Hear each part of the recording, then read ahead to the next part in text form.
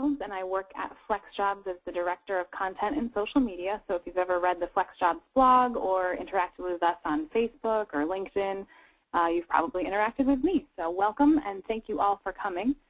Today's webinar is a Q&A with Andrea Kay, and she's a career expert, author, speaker, and consultant whose latest book is This Is How to Get Your Next Job, an inside look at what employers really want, which is what we all want to know, of course, is what employers are looking for so we can give it to them. So that's what we're going to talk about today. And I'm going to be taking notes, so if you see the PowerPoint here is sort of live and in progress, I'm going to be taking notes throughout as Andrea answers our questions so that we'll have a nice record of all of her good advice. So let me just give you an overview of how today's webinar is going to go. Today I'm going to talk with Andrea about why how you seem and act in a job interview is important, what exactly employers are looking for, what to always do during a job interview, and what you should avoid doing, saying, or talking about. And some of those things might be obvious, but then there's definitely some that are not so obvious that we'd like to know about for sure. For a little bit of housekeeping for the webinar, we're going to do about 40 to 45 minutes of conversation, and then we're going to leave the last 15 or 20 minutes for your audience questions. And if you want to ask a question during the webinar or at the end, you can use the chat or questions box on the GoToWebinar control panel. And we'll also be recording this webinar, and I'll be emailing a copy of that recording to everybody who's attended here, so you'll have that to refer back to. So hopefully that's helpful. And so let me just give a little bit of information about our guest expert today. Andrea Kay, who you can learn more about at andreakay.com, is a career expert with 25 years of experience in career advising.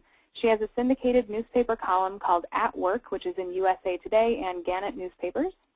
She's an outspoken supporter of taking responsibility for your career, which we love at FlexJobs, the ability to control, the realization that you have the control over your career, and it's not necessarily, outside influences, but it's all for you, so we love that. And she's the author of 6 books, including This Is How to Get Your Next Job, which is her latest, and Work's a Bitch, and Then You Make It Work, and Interview Strategies That Will Get You the Job That You Want. And so without further ado, welcome, Andrea. Thank you, Bree. It's my pleasure to be with you. It's great to have you here. And so I want to get started talking about your latest book. This is How to Get Your Next Job, an inside look at what employers really want. You've written books before. Tell us how this one kind of came about, what you were looking to find, and what you found. Well, the idea came to me over the last 5 years as the recession was winding down. And I noticed a lot of bad behavior on the part of many job seekers. And 2 things in particular. I would be listening to the radio, and I would hear people who were being interviewed for a story talk about what they were doing to find a job, and they'd say things like, well, I sent out 500 resumes, and I'm not getting anywhere. And I'd yell at the radio, don't do that. And then I'd hear somebody from another place say, well, I kind of want a job where I can use my people skills and maybe be in communications. And I'd yell at the radio, don't say that. And so I kept noting all of these things that people were doing and saying that was surely getting in their way. And the other event was that my husband was looking for an employee.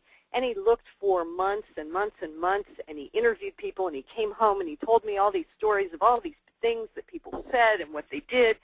And he was hoping and was just looking desperately for somebody to fill an account executive position, and he couldn't find anybody. And after 6 months of talking to people who just said egregious things and did terrible things in the interview process, he said, I give up. There is nobody out there for me. So I decided that I needed to find out if he was crazy or is this going on everywhere. So I set out and began interviewing employers for my column initially, and I asked them one simple question. I said, why didn't you hire the last 10 people that you interviewed? And they all told me the exact same thing.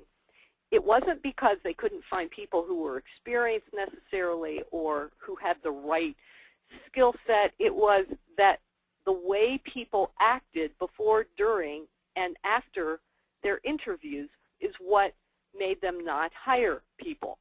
And it was the behavior, the ways that they were conducting themselves before they even met the interviewer, in an email or a letter that they sent out or a resume that they had sent to a potential employer. And it was the things they said and did and the way they looked and the way they behaved in the interview. And then it was after the interview, the way they acted. And that was why they said, I'm not hiring this person because of that behavior. That's fascinating because it really does point to sort of how people are acting throughout the job search that's really getting in their way. You know, a lot of people who are so qualified for particular jobs, they can check off all the right skill sets and degrees and all that sort of stuff and somehow still aren't getting hired. And it sounds like you found that that's just because of the way that they were acting throughout the whole process. Right. People are going to observe, the employer is going to observe you in many different ways and determine how they feel about you and make conclusions about what kind of worker you are based upon how you act and how you seem. And employer after employer told me I would hire anybody with the right skills, talents, abilities, experience, and, though, the right characteristics over anybody who didn't have the right characteristics, traits, and behavior, because those characteristics, those behaviors, those traits that illustrate what kind of person they're going to be are things you can't really teach people. I can teach them the experience, or I can help them get up to speed in their skills, but I can't teach them character, and I can't teach them personal traits and characteristics that are so important and will impact what kind of employee they'll be. And so your book talks a lot about how to demonstrate those traits and characters, how to sort of seem and act in a way that that an employer will take notice and say, okay, that person would be a good fit for this job with those sort of intangible traits. So in your book, what are some of the tools, checklists, and all that sort of thing that job seekers would find helpful?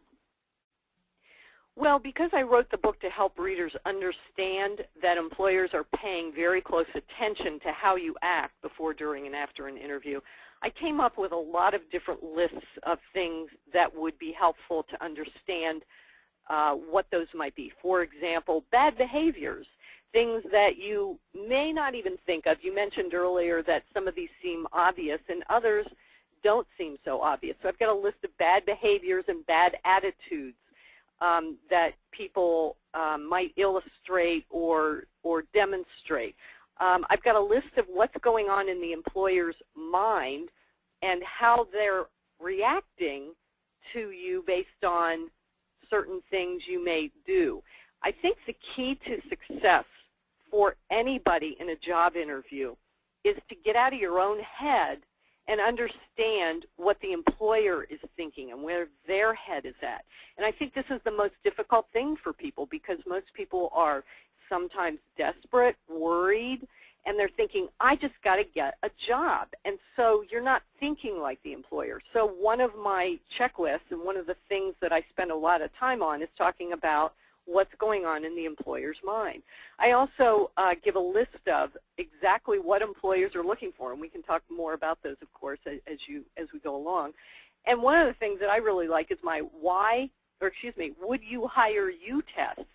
And what I ask you to do is think about the last 5 interviews you had and think about what you did or said that would have made you question whether you would be the right person for the job. And what did you do right that made you think, this person's pretty much got what I'm looking for. And I really find that another one of my exercises, my how I want to be remembered exercise, is really key because the good news is you can influence how an employer sees you, but you really have to think about how you want to be seen first. And most people do not really put a lot of thought into this. So this exercise makes you sit down and think about exactly how do I want to be remembered when I leave the room? How do I want them to see me in terms of attitude, character, personal traits, and skills and experience? And this exercise makes you really think that through so that you say things, and you do things, and you follow up in a way that will make you be remembered the way you want to be remembered. And then, of course, I've got 3 whole chapters on things never to say or do, things never to wear, and things to do once you do get on the job that will help you keep that job and prepare for staying employed and staying employable. Excuse me. And yeah, the lists in particular, I'm a list person. I love making lists, and I'm sure a lot of our listeners are too. And I like those in particular because it's a good exercise to check off the things that you're doing well already, the things that you already know, that you already are mindful of, and then you have a whole list of things to work on that you may not have thought of before. So it kind of reinforces what you're already doing well, but then shows you, a lot of different things that you could do better. Yeah, and I think people just don't even think about some of these things because they're so, worried or they're concerned, and they're not thinking about how does this behavior come across and how is it affecting how somebody might see me.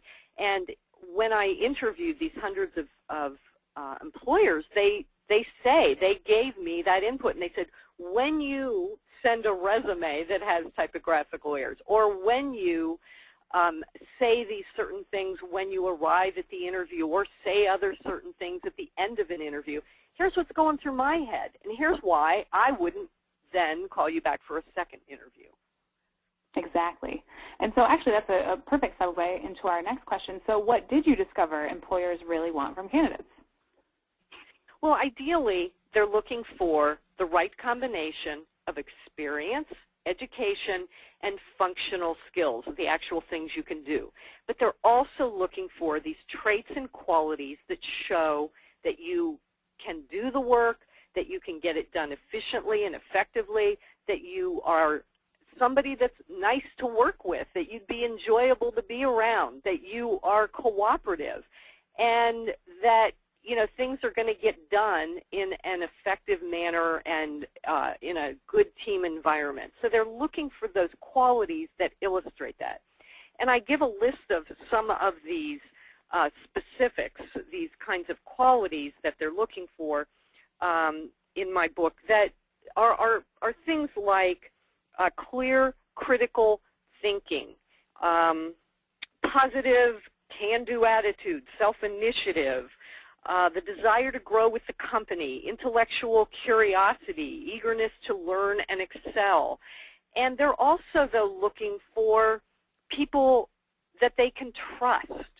So how you act, if you don't act trustworthy or you say or do something that makes them question your character, will make them not think you are trustworthy. They're looking for consistent, good judgment, and they're looking for that in many different ways. Everything from how you carry yourself, what you wear, what kinds of things you say in response to questions. They want candidates, and they're looking for evidence of this, that are reliable, easy to work with, take initiative. So you would demonstrate that by taking the initiative to follow up, taking the initiative to send them information that maybe they hadn't requested. Basically, they want to know what's inside of you. What kind of person are you? And one employer, I remember this one guy said, I'm looking for somebody I want to talk to who's interesting, who wants to talk about and cares about our company. Somebody I wish was working for me. I remember when I interviewed Google, they told me they look for googliness, which is basically saying they're looking for the right cultural fit. And that means somebody they'd like to work with. They told me that years ago when the company first began, they used to do what they called an airport test, where after the interview, the group of people who interviewed you would sit down and say, well, if I was stuck at the airport with this person for 2 hours, would it have been interesting? Would I like them? Would I want to be with them? So those are some of the things they're looking for. And they're looking for, and this I cannot emphasize enough, is passion. This is especially important for younger people because, as one employer told me, when you're young, right out of school, I'm not looking for experience because you don't have any, but I am looking for somebody who has passion and excitement about wanting to work for me and has thought through how they can contribute to my company. So those are some of the things they're looking for, and they're looking for not just words, but examples that illustrate that in examples of things you've done, the way you think, and the way you behave. I think that's really important because it's one of those things that, like you said, employers can't teach this necessarily to their employees, and job seekers really need to sort of teach themselves to bring this out in their application materials, in their interviews. It's one of those things when we hire at FlexJobs, we're often talking about the right fit, and a lot of it has to do with what you talked about with cultural fit. You know, would they just be the right fit with our team? You know, would we want to hang out with this person? The airport test I love. If you get stuck in an airport with somebody or you have to sit next to them on a plane, are you going to want to have that experience? Would you enjoy being with this person for that amount of time? So I think these are all definitely things that it's very interesting to hear that employers across the board are looking for. Yeah, they're constantly monitoring without even knowing it for evidence of that by the things you say, the questions you ask, how you handle yourself in an uncomfortable moment, how you look, all of these things. People tell me all the time, well, that's not fair. Those are all things that, you know, I can't control. But you do control those things, and you do influence them. And that's actually also a perfect, I love these perfect segues to the next question. So I wanted to talk about, in your book, it emphasizes sort of you are what you seem and how you act and the questions that you ask and the things you were just mentioning. So what does that mean for job seekers? What can they do to seem like the right candidate for an employer? Well, just to flesh out what that means, again, when I ask employers, you know, why didn't they hire the last 10 people, they said because of how they seemed based upon how they acted. And so they concluded, if you do this now, if you act like this now, before, during, or after this interview, this is how you're going to act on the job.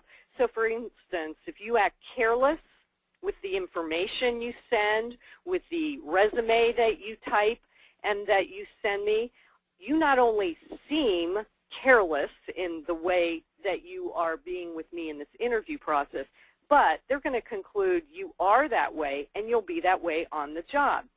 And if you, for instance, are full of excuses as to why you didn't get back to them, why it took you so long to send in, I don't know, test results or whatever it was that you were supposed to do, you are going to seem as if that's how you'll be on the job.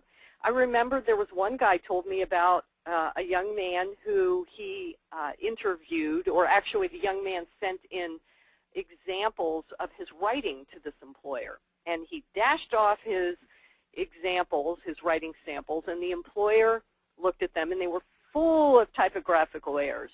And the employer said, you know, this is an example of how this young man would be, because this is how he seems. He seems careless. He seems in a rush.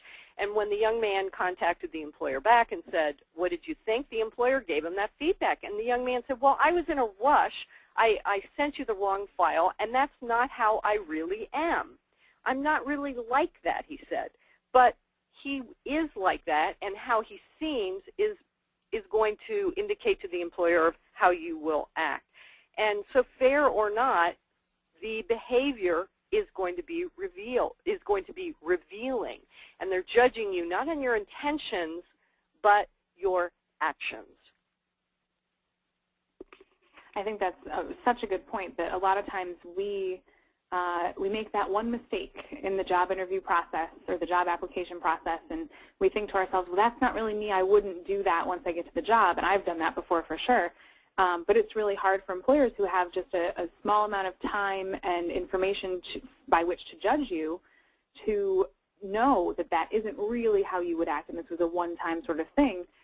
They see that as, you know, this is how you acted in this moment, which was a very important moment. Therefore, this is how you'll act if I hire you. So yeah, it just sort of calls to mind, really, it's important for people to pay attention to all of those little things and do their absolute best during the process to put forth how they seem is really how they are. Exactly, and I think that's why I emphasize that exercise of figuring out how do you want to seem before you even send out a resume, before you contact an employer. Because if you are more conscious of that and you say, here's the picture I want them to have of me. I want them to see me as a passionate person who cares deeply about this industry and has these skills and is known for my ability to follow through on every single detail and whatever it is, then you are going to be more conscious of that in the way you behave in this process and then the way you behave in the interview. So you have to decide, though, how you want to seem, and you will have more influence then, therefore, in how you actually act. And we have a question from the audience that I think is particularly good right now. Edward asks, it seems behavior is more important than the experience or the ability to actually do the job.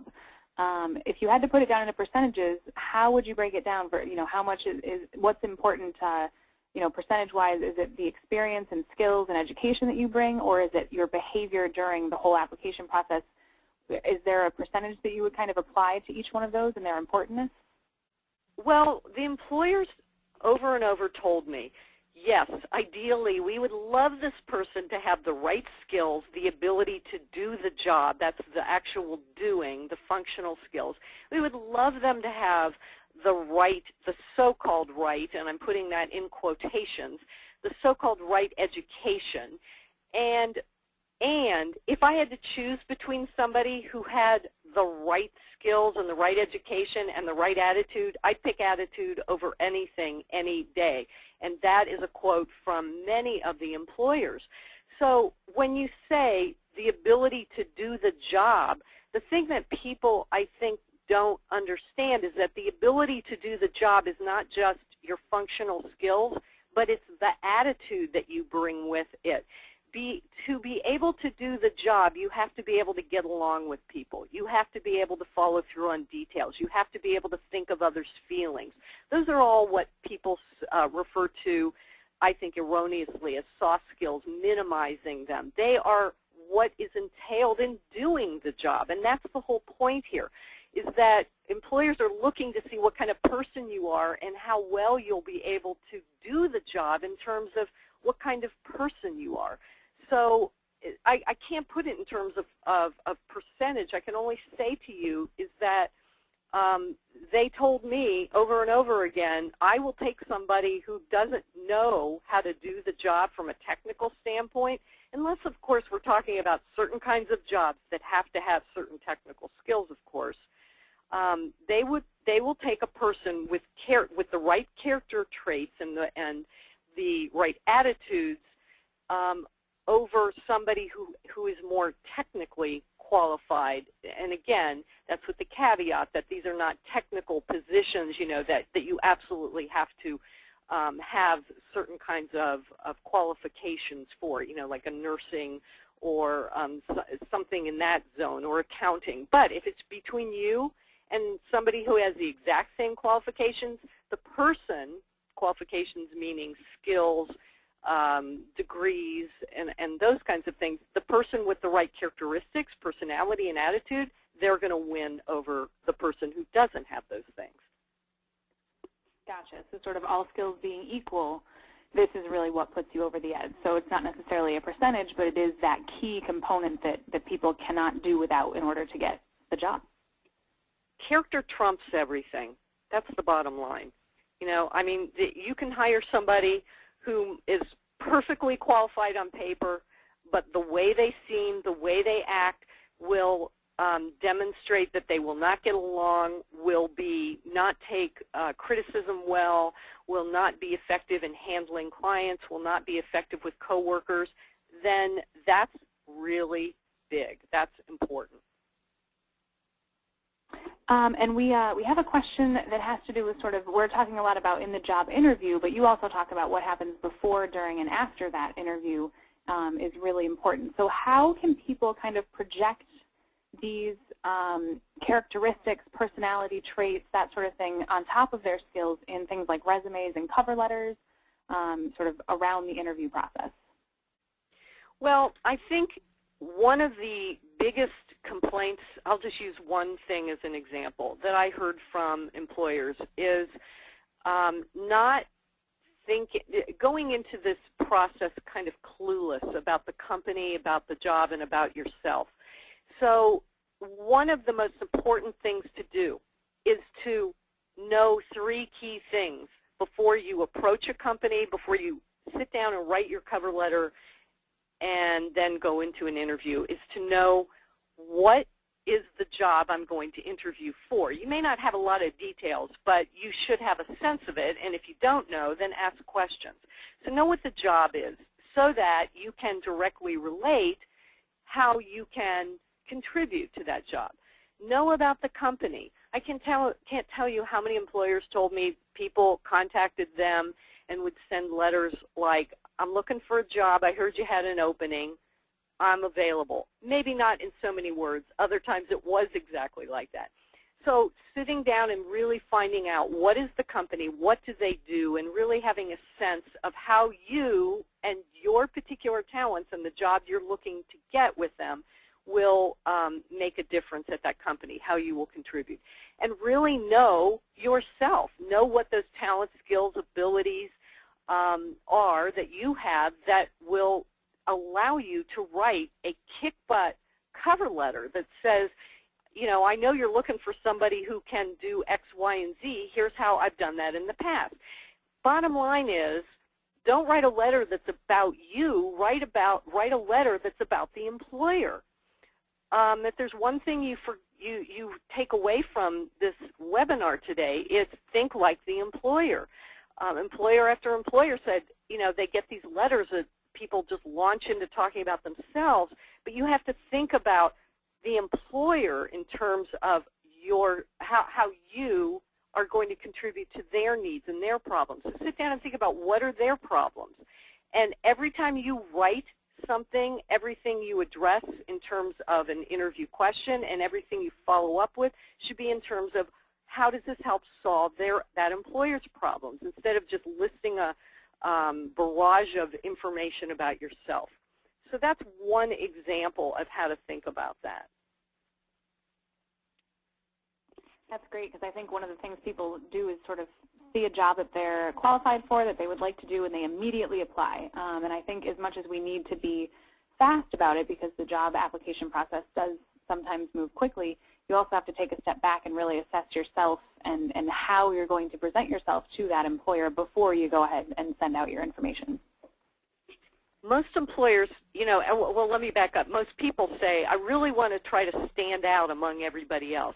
And yet they don't do the things that will help them stand out, which is not to do what everybody else is doing, which is writing these letters that just says, I have a BA in whatever, and I can do X, Y, and Z. But think about the employer and think about their problems and their needs, and write your letter, tailor your responses in terms of what the employer needs. That will make you stand out, because very few people do that.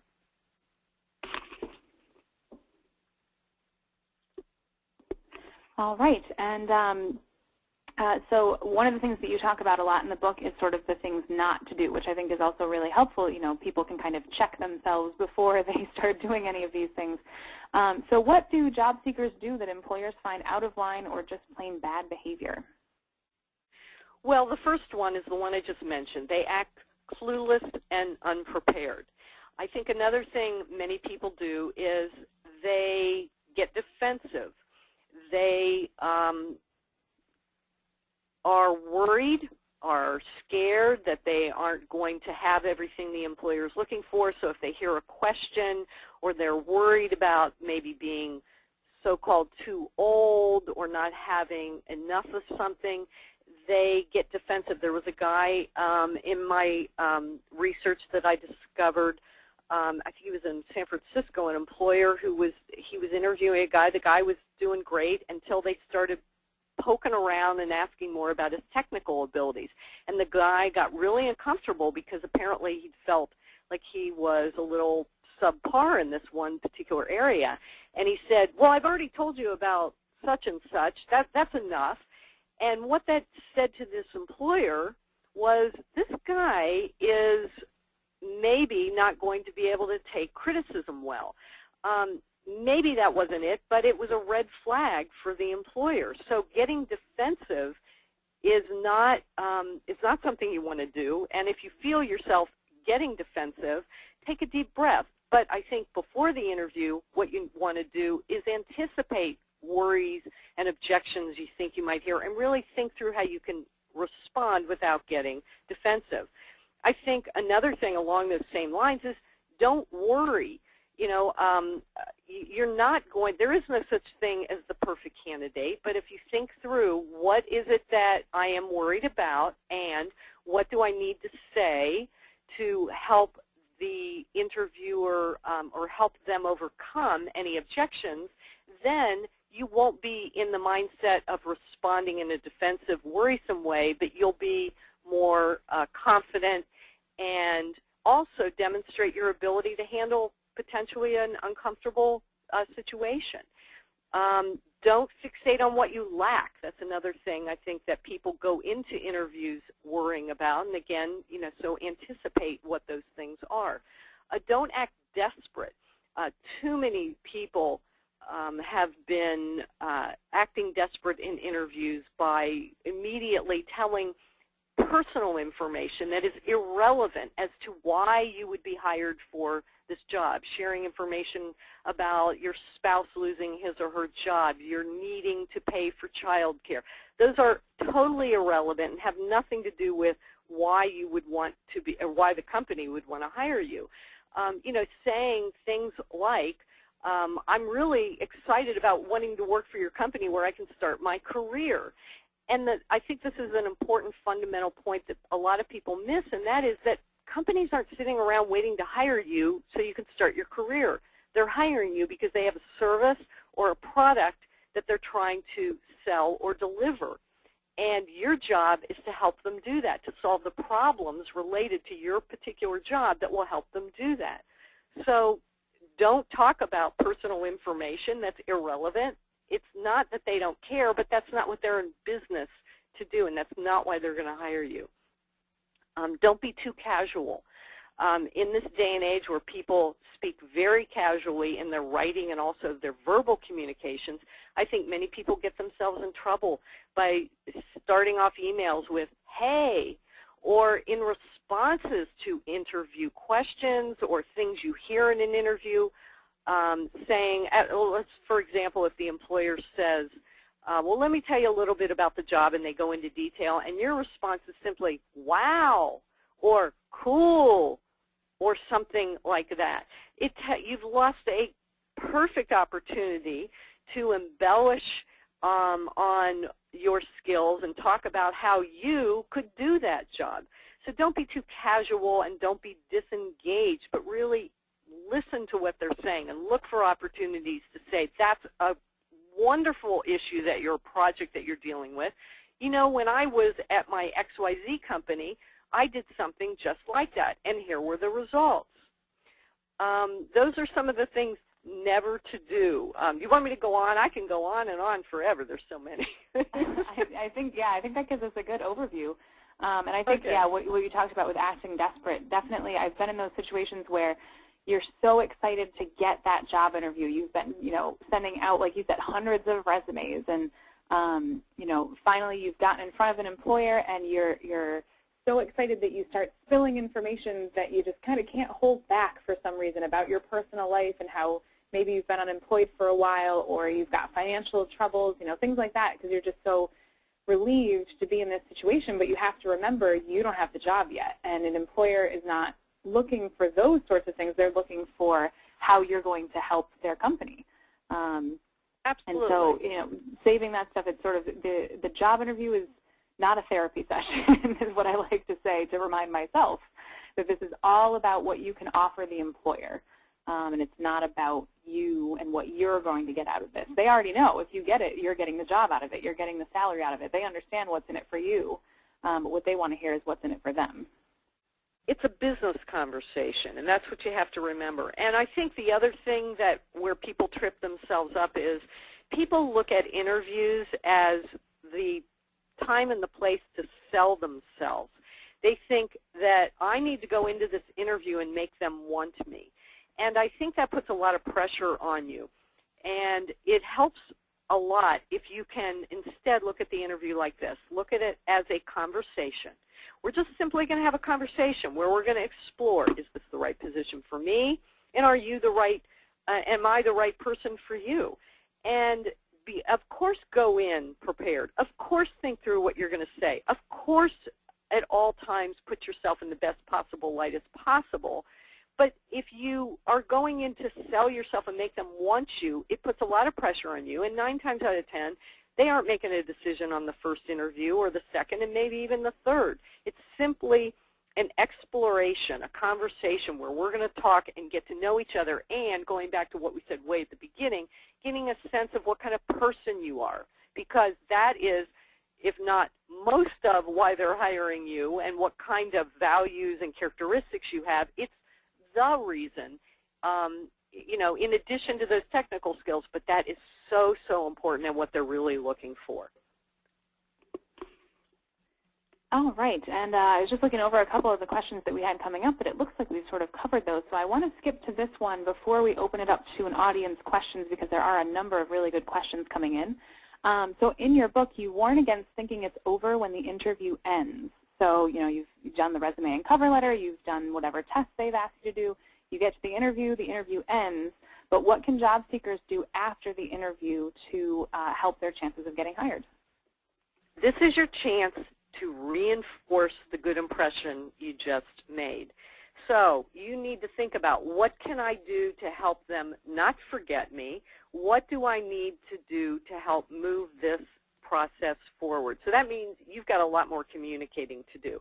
And that includes not writing a letter like, "Dear Mr. Smith, thank you very much for your time and interest for this position. I look forward to hearing back from you." That's what most people do. And again, going back to what I said before, you want to do what most people don't do, which is really thinking about, what were the things we talked about, and what were the problems that that interviewer said they needed to have solved, and the problems that this position would deal with.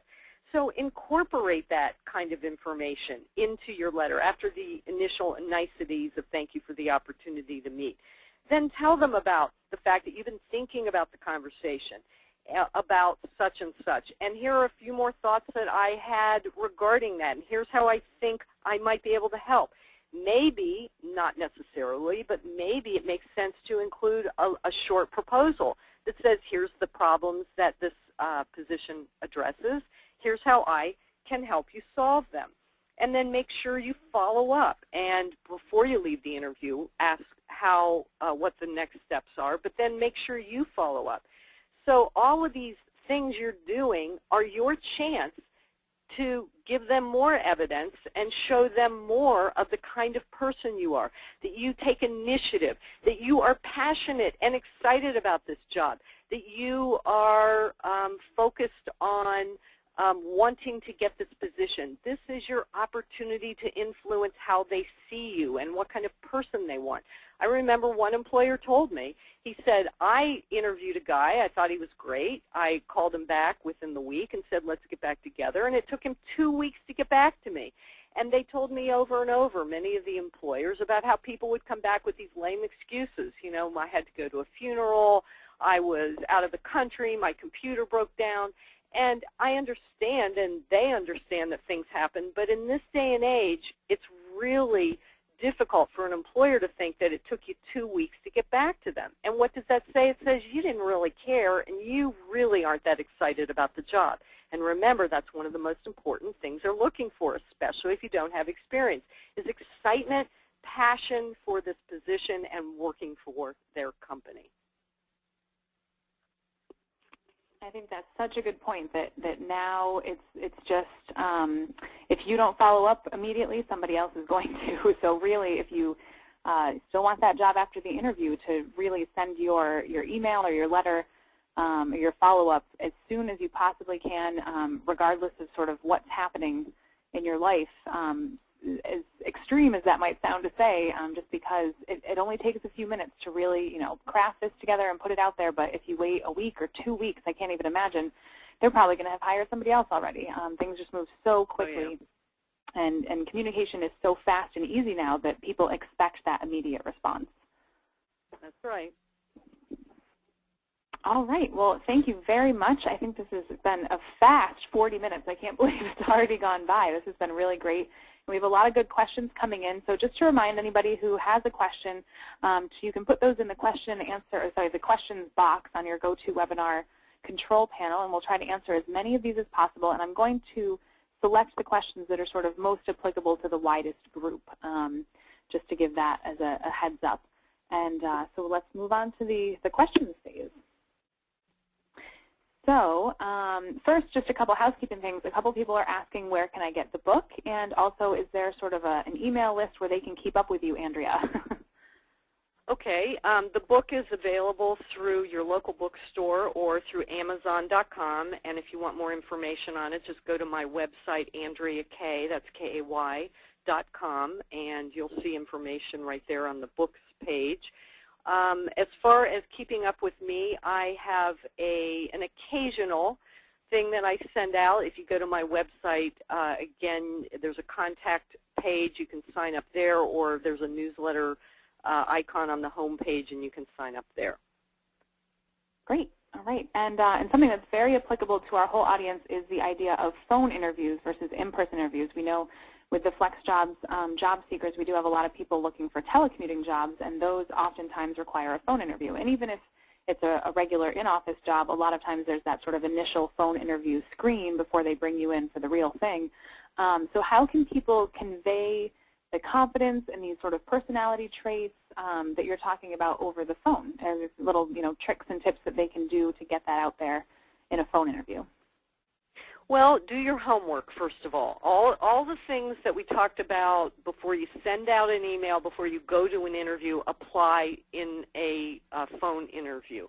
Know why you're talking to this person, what's the job, know what it is that you want to say about yourself, how do you want to be remembered after you leave the room, only in this case the phone conversation, and what do you know about the company. So really be prepared. And the good news is when you're doing it on the phone, you can have all your notes in front of you. So go in prepared. And little things that I'm sure seem obvious but can really make a difference. Don't speak on a speakerphone. Don't speak on a cell phone. Speak on a landline. Go to a room where it's quiet, where you're not distracted, where there are no dogs, no children, and where you can really focus on the conversation.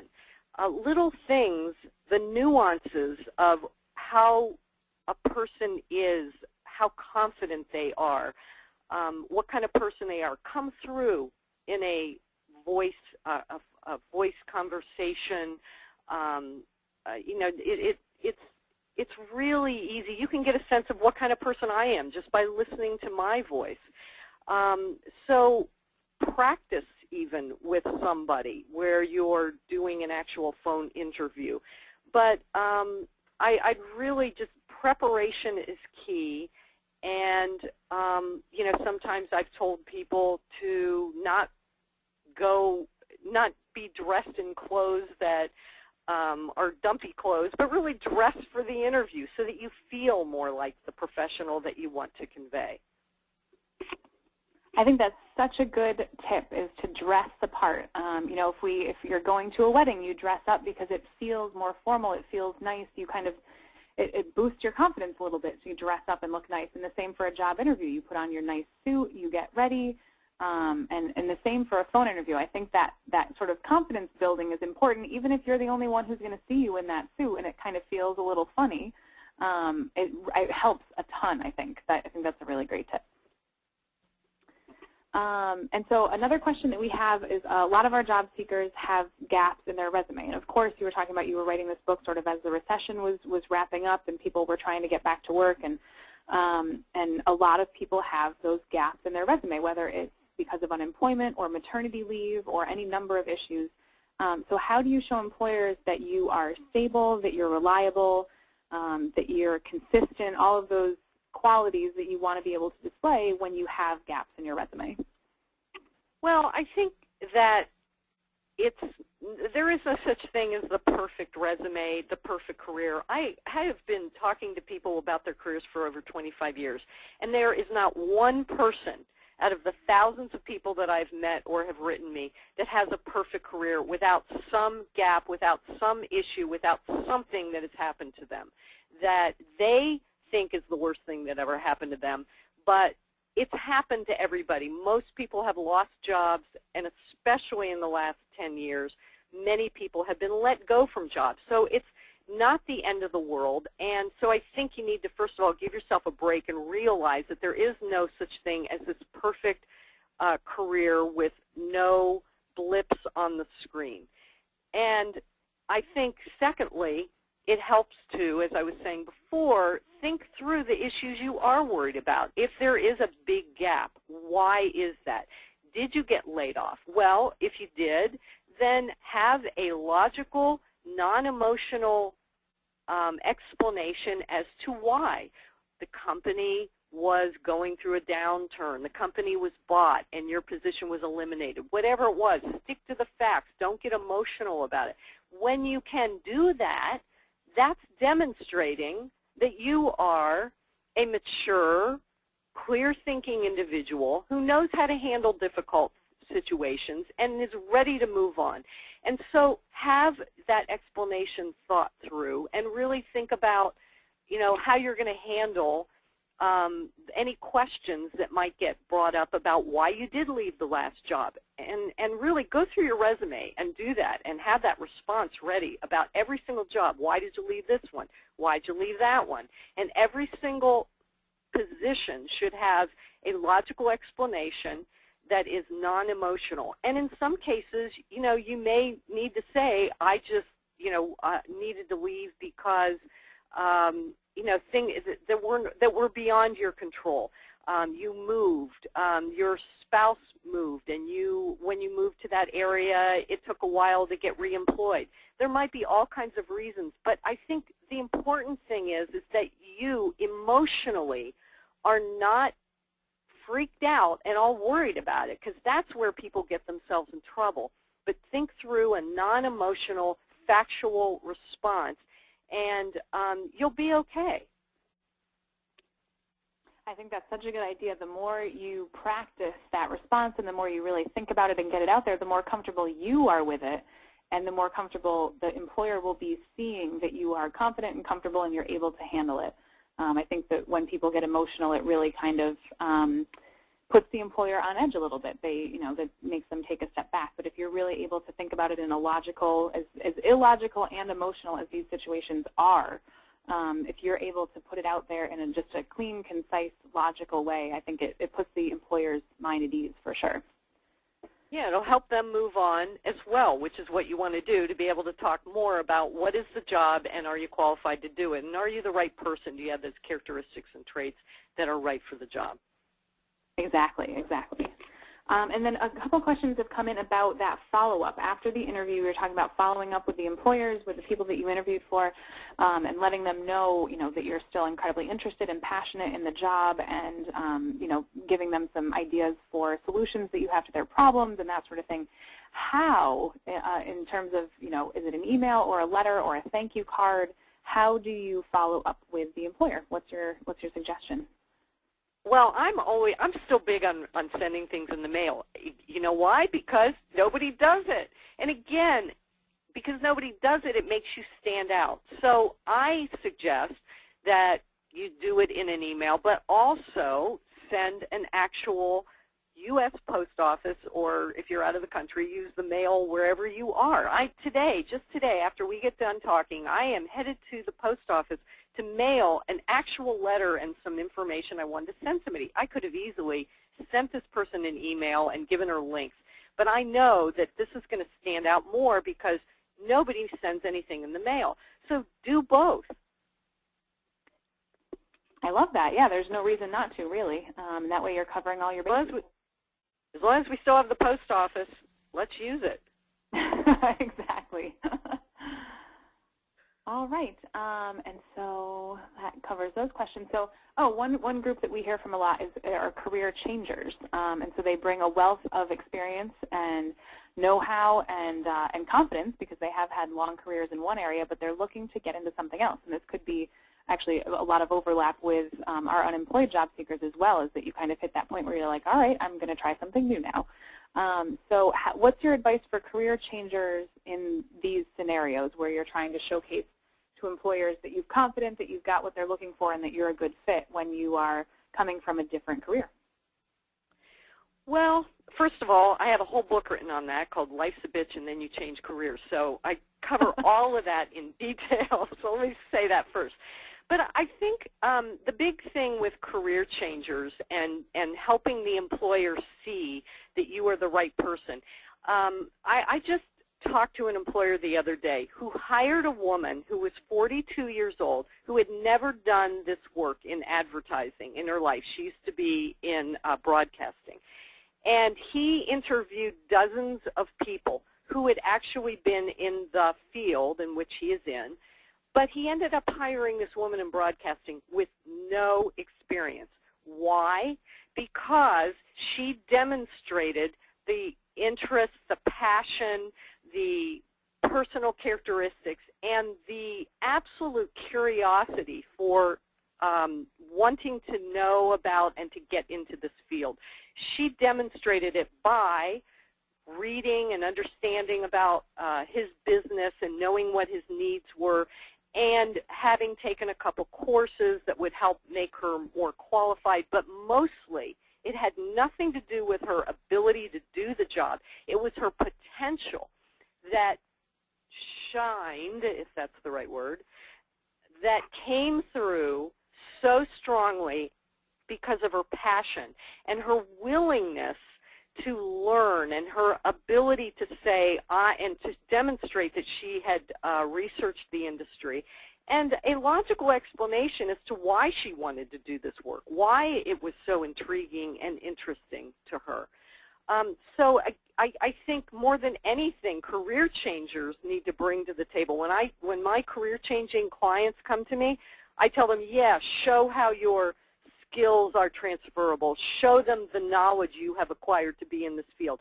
But most of all, focus on why you're so excited about wanting to be in this field and what it is that you've done to prepare yourself and what you're willing to do to be effective in this particular job.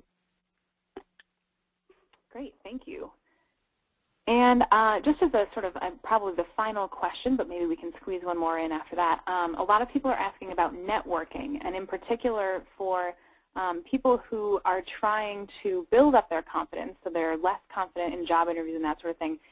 How can you go about networking, meeting people, and displaying some of these traits, kind of practicing almost your job interview skills to gain that confidence?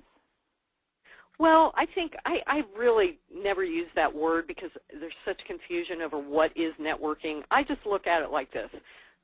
The world is comprised of live humans, and live humans like to help other live humans. People love helping each other. So utilize that fact of life, that people want to help other people, and look around in your life and say, who do I know? Who do I care about? Who cares about me that I can go and I can talk to and explain what I'm trying to do and ask them for their advice on how to best go about that. And those people, if you present yourself in a well-prepared way and you're authentic and you don't focus on just asking them for a job, that's not what I'm talking about. This is about asking for their advice and their thoughts on how to best market yourself and how to look at your career, whatever it is that you're wanting to know when you go talk to people, then people will be willing to help you and introduce you to other people. So your goal here is to get people to know you, like you, and want to help you, which is what people love to do. But you can't approach people with things they can't help you with, which is asking them for a job. Ask people for advice. Ask them for input. Ask them, how do I come across? Is there something that you think I need to work on? What do you think of my approach in, approaching this new career? If you were in my shoes, what would you do? That's the best and the briefest best advice I could give on what people are calling networking. But think of it as building relationships. 90% of jobs are still found through people who know people who know people. So get to know people. And don't ignore those relationships once you get reemployed. A lot of people tell me, I just don't know people. I haven't kept up with relationships. Well, start now and then keep those fresh and alive once you get back into the job force.